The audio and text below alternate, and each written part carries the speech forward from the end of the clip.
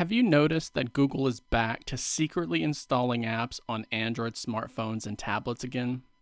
Do this right now to check and see if you spot their latest effort.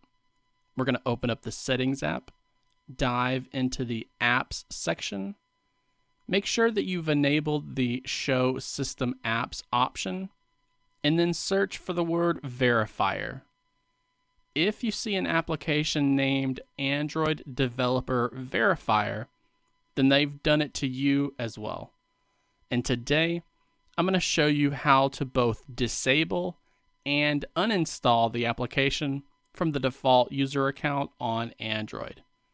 And be sure to stick around toward the end of this video so I can show you a web tool that I've been working on that makes uninstalling bloatware like this a breeze. The application with the package name com.google.android.verifier is Google's new on-device App Verifier service. It works alongside Google Play Protect, and its primary role is to inspect applications that are trying to be installed on Android. It works by scanning the binary signatures of APK files that you want to sideload, and it will check them against Google's security database in an attempt to block known malware or untrusted software.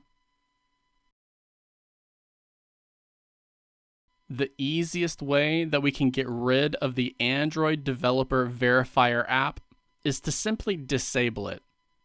And we can do this by going back into that Apps menu from within the Android settings. Find the application by scrolling through the list or simply performing a search, and then tap on that app to bring you to the app info page. You'll see here on my Google Pixel 7 Pro that I have a disable button for the app, and I can disable it directly from here. No issues at all. But I understand that not everyone is going to have easy access to this disable button, since there are some OEMs out there, especially Google, who may end up blocking access to it.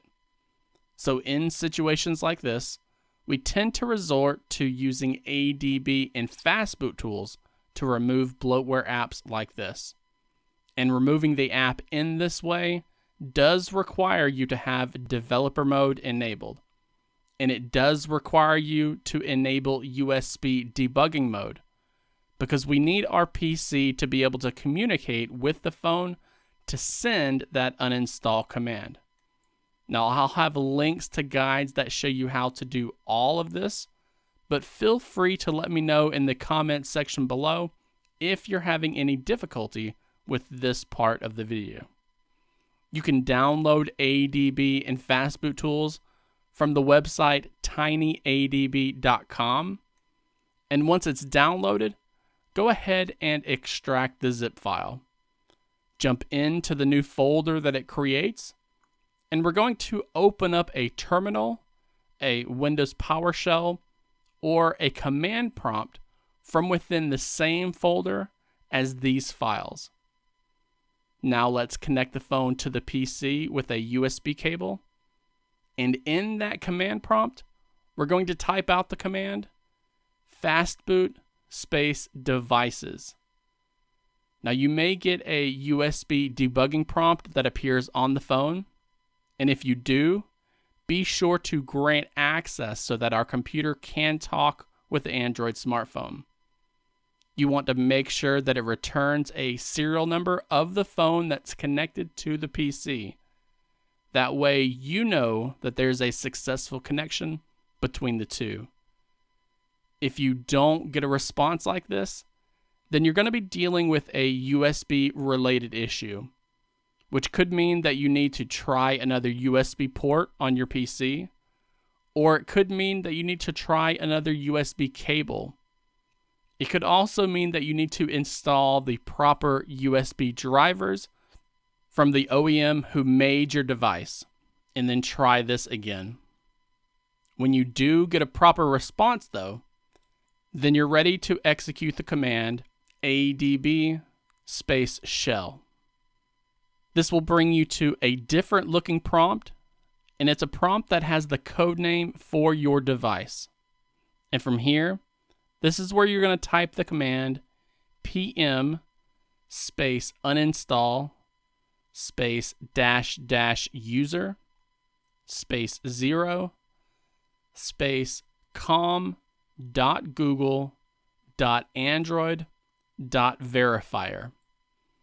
And this is going to tell the Android package manager to uninstall an application from user 0, which is the default user account on your phone or tablet. And we're telling it to uninstall the app with the package name com.google.android.verifier. Let's press enter, and as long as you see a success message as a response, then you're good.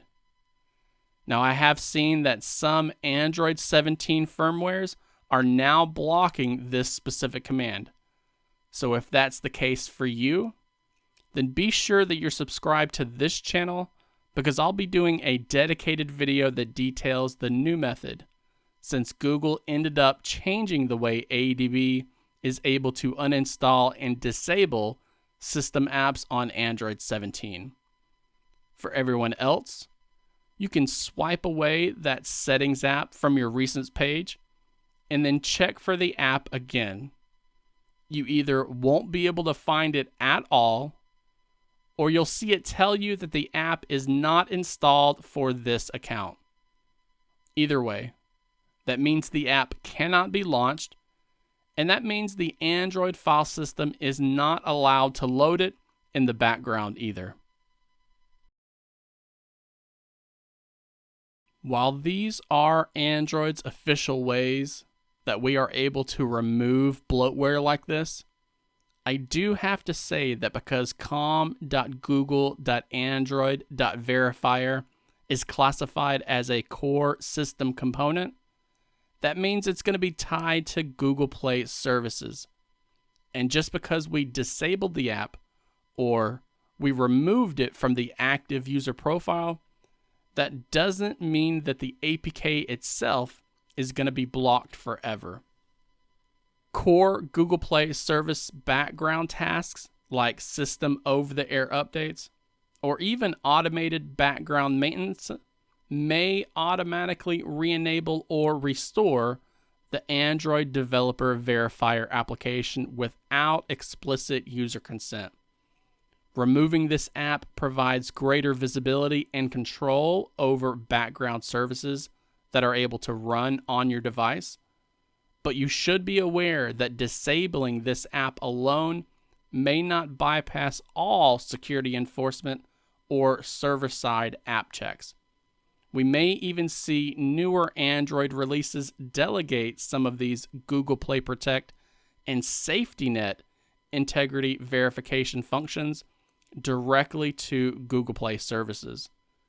And disabling the Verifier app, like I showed you here today, is primarily an exercise in reducing unnecessary background telemetry and taking ownership of what software actively runs on your hardware.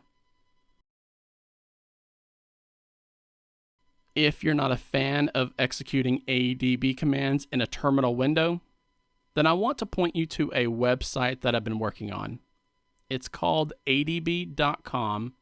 That's 80bee.com. And it uses the browser itself to interface with your Android smartphone instead of the ADB terminal program. So it still requires you to have USB debugging mode toggled on, which means you still have to have developer mode enabled. But once you load the site up in a Chromium browser, you can go through the connection process and pair the phone with the website.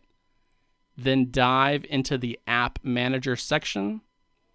Make sure that you have the Show System Apps box checked, and then search for the word Verifier.